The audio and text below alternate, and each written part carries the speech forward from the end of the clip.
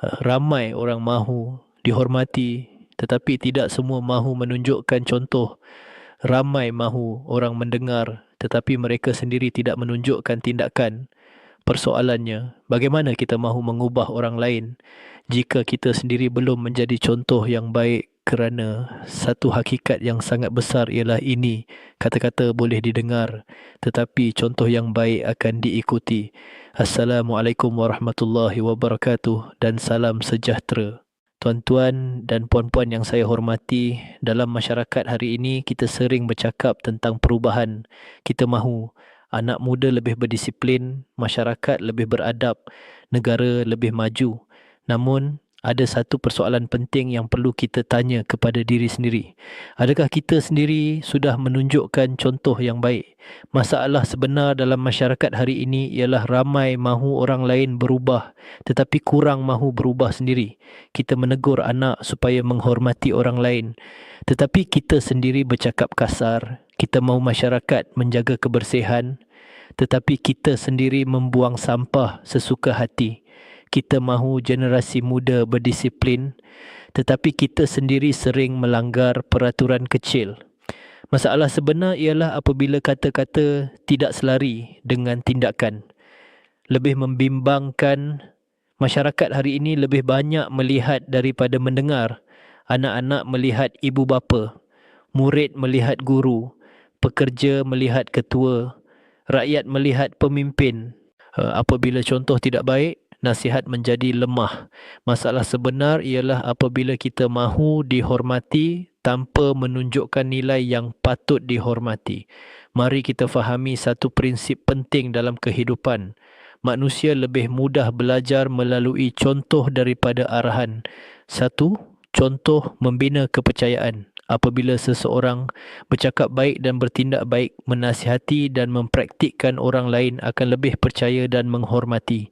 Dua, kepimpinan bermula dengan diri sendiri. Sebelum memimpin orang lain, kita perlu menunjukkan disiplin, amanah, integriti, kerana kepimpinan sebenar bermula daripada tindakan harian. Tiga, contoh kecil memberi kesan besar. Kadang-kadang perubahan besar bermula daripada perkara kecil, menepati masa, menghormati orang lain, menjaga kebersihan, bersikap jujur. Tindakan kecil ini boleh memberi inspirasi kepada ramai orang. Saya ingin berkongsi satu kisah. Seorang ayah sering menyuruh anak membaca buku, namun setiap hari anak melihat ayahnya lebih banyak bermain telefon. Lama kelamaan, anak tidak berminat membaca. Bukan kerana dia tidak suka belajar, tetapi kerana contoh yang dilihat tidak selari dengan nasihat.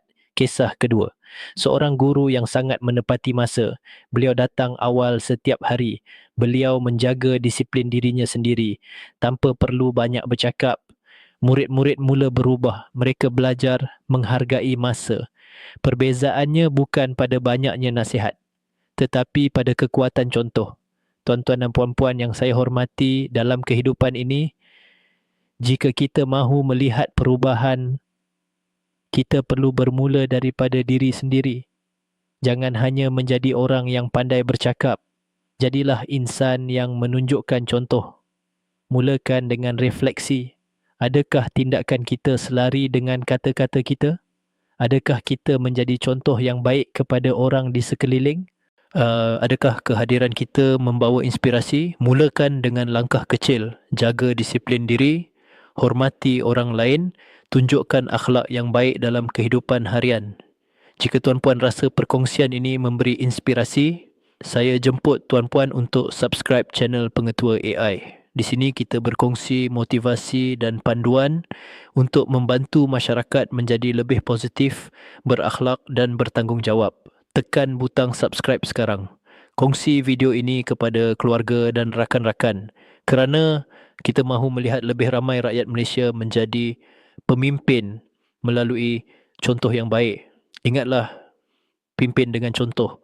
Kerana manusia mungkin lupa apa yang kita kata, tetapi mereka akan ingat bagaimana kita bertindak. Teruskan menjadi insan yang memberi inspirasi. Teruskan menunjukkan akhlak yang baik, kerana masyarakat yang hebat lahir daripada individu yang sanggup menjadi contoh kepada orang lain. Terima kasih semua. Semoga kita semua menjadi masyarakat yang bukan sahaja mahu melihat perubahan tetapi juga berani menjadi contoh kepada perubahan itu sendiri.